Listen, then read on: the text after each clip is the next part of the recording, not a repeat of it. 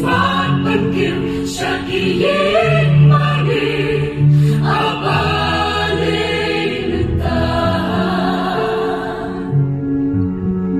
habang ayoi ngadaw ma om dan shu ki ba pa shu try Shalom